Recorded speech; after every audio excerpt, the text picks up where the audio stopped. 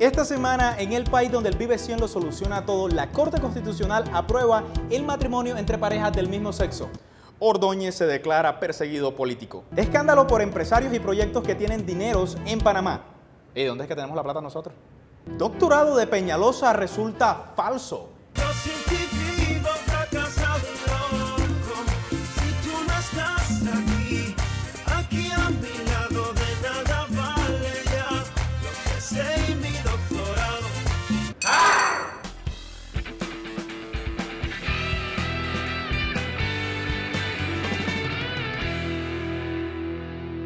Bienvenidos, este es el reporte, mi nombre es Eddie Arrieta. Gente, esta ha sido una semana loca.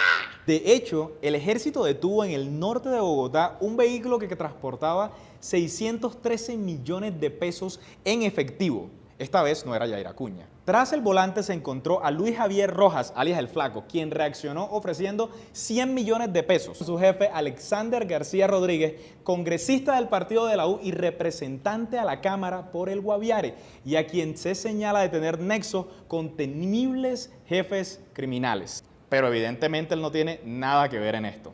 Y reaccionó echando al Flaco diciendo que no podía responder por lo que hacían sus colaboradores en tiempo no laboral. Tras Rojas también estaba Magdalena Morena Rebolledo, jefe de la División y Presupuesto del Senado, madre del Flaco y responsable de rematar los carros de la corporación.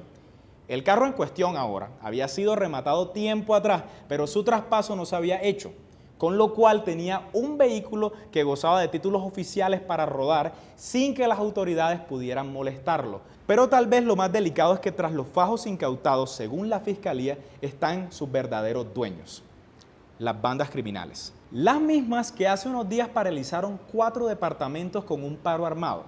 No hay que ser muy iluminado para reconocer que ahora el país está ante la BACRIM política. El dominio de estas bandas había sido el sicariato, la extorsión y el tráfico de drogas, pero existen preocupantes indicios que nos dicen que ahora también están jugando a la política.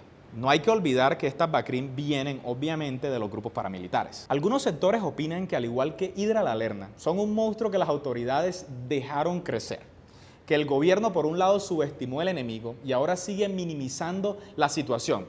Por eso le piden que aplique la ley para cortarle las alas, pues cada vez cobran más fuerza y siguen siendo financiados por la minería ilegal, por el tráfico de drogas, la extorsión, microtráfico y el contrabando. Hablemos ahora de todo lo que esto significa, pero desde nuestra situación general de orden público. ¿Será que la solución es el diálogo? Pues hasta hoy Santos ha dicho que negociar con las BACRIM es reconocerles un estatus político a una organización cuyo fin último no es la toma del poder por la vía armada y la defensa de una ideología, como ocurre con los grupos guerrilleros, sino el enriquecimiento ilícito de sus jefes mediante el narcotráfico y ayudándoles en las elecciones. Esta misma respuesta es la que recibieron cuando el entonces presidente Álvaro Uribe negoció con los grupos paramilitares y dejó por fuera a los llamados narcotraficantes pura sangre, muchos de los cuales terminaron conformando las BACRIM. Ahora, que el gobierno negocie con narcotraficantes no puede sorprender a nadie. Recordemos a César Gaviria, que negoció con Pablo Escobar. Este se sometió y fue recluido en la cárcel La Catedral, que él mismo construyó, que era más un casino que otra cosa. Inesperadamente luego se fugó. Entonces la pregunta tiene que ser, ¿bajo qué condiciones sería un diálogo con las BACRIM posible? De no darse dicha negociación, entonces la obligación del mismo Estado es combatirlas, propinarles golpes contundentes que las obliguen a someterse a la justicia. Golpes contundentes significa persecución implacable, que es algo muy distinto a lo que viene ocurriendo en la actualidad. O sea, 50 años más de guerra y adiós al Mundial de Rusia. Tema del día.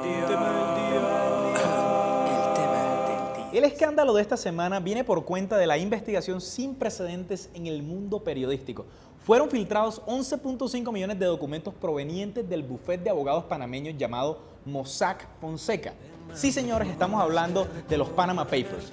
Ok, esto no tiene nada que hablar con Fonseca y nuestro inglés está de maravilla. En términos sencillos, estos documentos explican cómo personas adineradas y poderosas usaron a Panamá como un paraíso fiscal para ocultar su riqueza y cómo esta firma ayudó a sus clientes a lavar dinero, esquivar sanciones y evadir impuestos.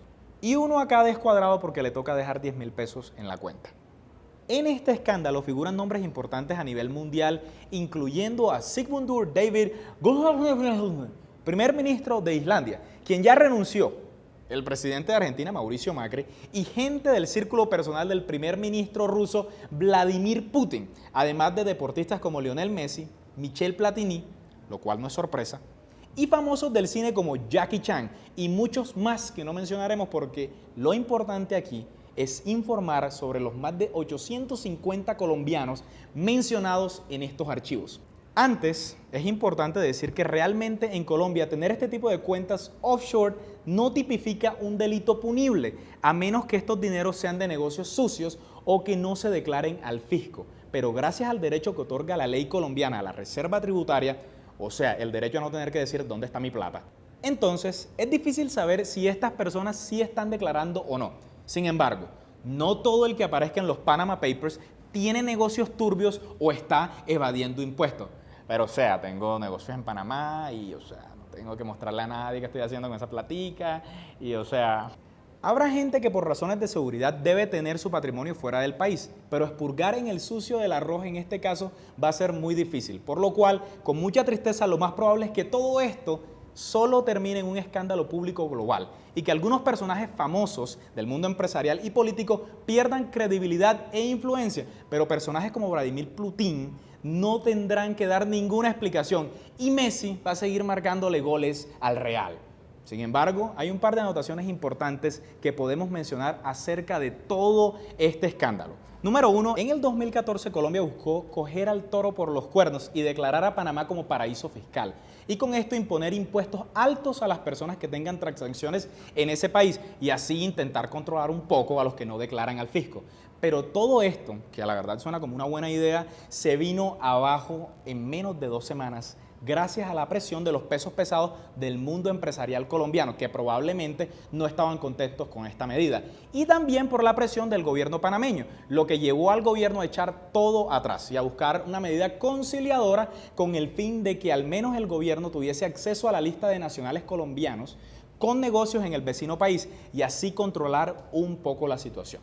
Pero estas negociaciones no han avanzado desde 2014, pues llegaron a un punto muerto donde ninguno de los dos países quiere ceder en los puntos importantes. Sin embargo, con la revelación de los Panama Papers, se ha descubierto que el equipo negociador de Panamá tiene mucho interés o quizá muchísimo que ver con los negocios de empresas offshore y por lo tanto pueden tener gran interés en proteger a sus futuros o ya existentes clientes colombianos. Número 2, ustedes se preguntarán, Eddie, ¿esto qué tiene que ver conmigo? Yo no soy rico, no tengo sociedades en Panamá. Yo lo único que hago es voltear buñuelos en la esquina de mi casa. Pues sí te afecta, querido amigo, y te vamos a decir por qué. Se estima que hay 100.000 millones de dólares sin declarar, pertenecientes a ciudadanos y empresas colombianas y que están en paraísos fiscales. Esta cifra es 1.4 veces el presupuesto general de Colombia para el 2016 y casi toda la deuda externa, o el 38% del PIB. Si se declararan los impuestos correspondientes a todo este dinero, o digamos que solo el 10%, ingresarían 30 billones de pesos al fisco, lo cual es el doble de lo declarado en el 2015 por concepto de IVA.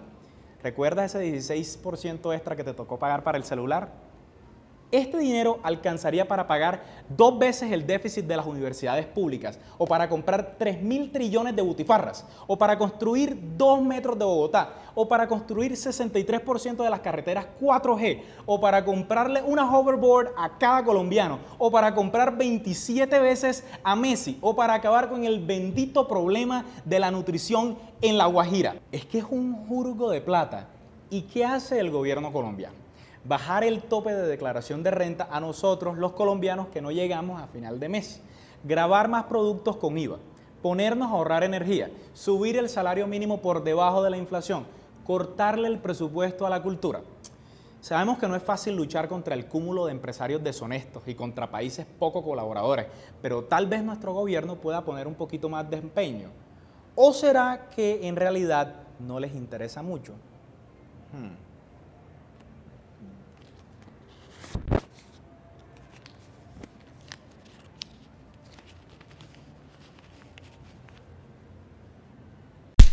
Bien, eso es todo por esta semana. Estamos profundamente agradecidos con todos aquellos que comentan y comparten el reporte. Esta semana, de hecho, tuvimos mensajes enriquecedores y constructivos como este montañero bobo no sabe lo que pasa en Colombia, pedazo de idiota. O vaya al baño antes de hacer sus reportajes. O este video es más que el que lo presenta. Yo creo que debemos dejar algo bastante claro. ¿Quiénes estamos aquí? Estamos aquí para el largo plazo. Quienes nos apoyan saben de lo que hablamos. Esta es una comunidad que está creciendo y estamos convencidos que seremos millones y millones de colombianos en todo esto. Quienes sugieren, por ejemplo, que nosotros somos unos desocupados, no saben que en el equipo del reporte hay abogados, empresarios, productores audiovisuales que toman un 2% de su tiempo para hacer esto y mostrar que el futuro de Colombia somos nosotros y que no está en los bares, ni está en las discotecas, ni en RCN, ni en Caracol, sino en los debates que nosotros fomentamos, mientras que el otro 90% de nuestro tiempo lo usamos para trabajar y construir país a través de nuestras labores. Bien, no siendo más, como todas las semanas, aquí tienen su momento colombiano.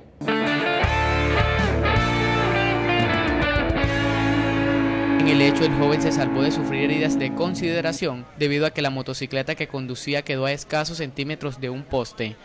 Yo estaba en la esquina cuando oigo el totazo y cuando veo que el policía va en el aire y cayó allá, pero eso lo mantiene activo, él vive 100, compa.